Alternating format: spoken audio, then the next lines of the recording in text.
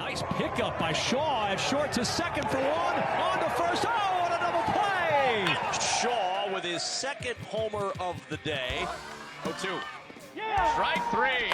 Savacool whirling his way off the mound with the strikeout. He's different. He's one of the best players I've ever seen. One of the most mature players on the field at all time. Always has a plan. The guy is maybe the most disciplined guy I've ever been around in terms of his habits, his work ethic.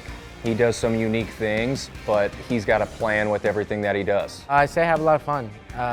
Very focused. Obviously, I want to be the best player I can be. But when it comes to performing time, to playing time, I'm just trying to go out there and play baseball because I love to play baseball.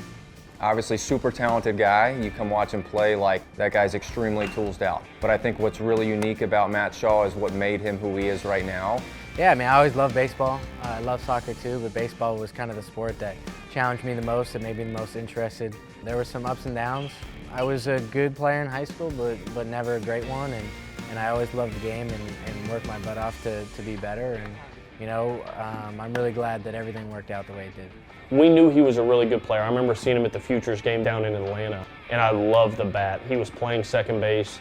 He comes to camp down here and plays unbelievably well at camp. When you're recruiting kids out of high school, I don't think you ever really know. I think you see potential in different ways for everyone, but when you come to this next level, there's a lot that has to happen from a maturity standpoint. And from a coaching standpoint, all you want is that consistency every single day. So Matty is the definition of consistency. I remember we were sitting on a Zoom call during COVID and we asked, we're like, all right guys, what's the goal for the season?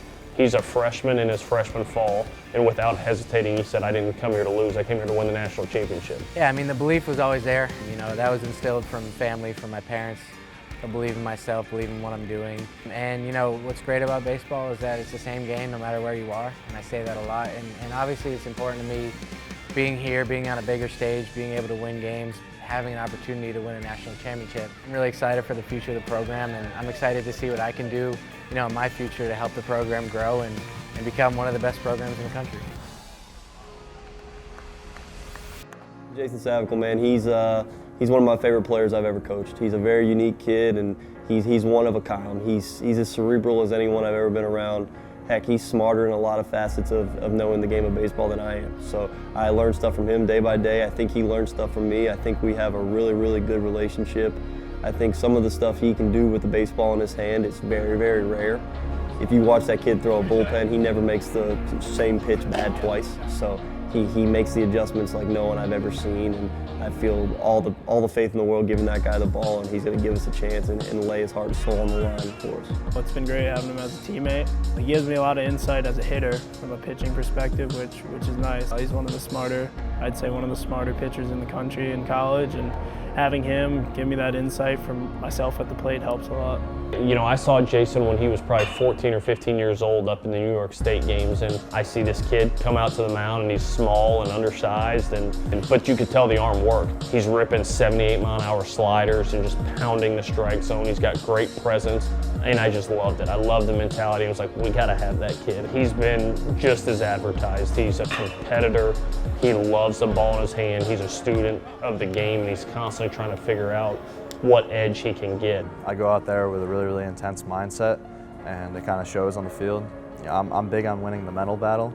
Pitching is a one-on-one thing, and if I'm able to win the mental battle against the hitter by just showing more confidence in them, then I'm going to be in a good spot. Off the field, I'm completely opposite of what I am on the field. I'm a pretty laid-back guy, just kind of keep to myself, hang out with people, hang out with my girlfriend. I just take a lot of relaxing time off the field and then pour out all my energy when I get out there. Anytime you get to represent your country in a situation like that, it's really awesome. And for Jason, he had to go out there and try to make the team, and he had to work his butt off, and he got to play with some of the best arms in the country. Playing for Team USA is the greatest honor that I think a baseball player can get. Playing for your country and going out there and playing against other countries to try and win a medal is a real honor, and I really appreciated the opportunity to be able to do so.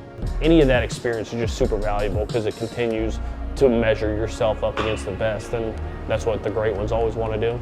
You see it with the Kobes and the MJs, like being the best is very important to them, and I think that's something that Jason has. I think as he goes this year, we still got tons of room to get better, right? He works his butt off on a day-to-day basis, and there's times where he won't execute a pitch in the game on the weekend, and he'll come back that next week and rep it 6 to 7 times and make sure that doesn't happen again. And that's what great players do. A big thing that I talk about with my dad is leaving a legacy wherever I go. This is one of the main reasons I wanted to come to Maryland as well, was to come here and try to build this program up to what I believed it should be, based on what the coaching staff's intentions were, and just the belief that I had that this place could be special. It's going to be hard to top his season last year, but I know working with that guy on a day-to-day basis, if he doesn't, it's going to be, we're going to get pretty frustrated around here. So I got all the confidence in the world that he's going to have an awesome season for us.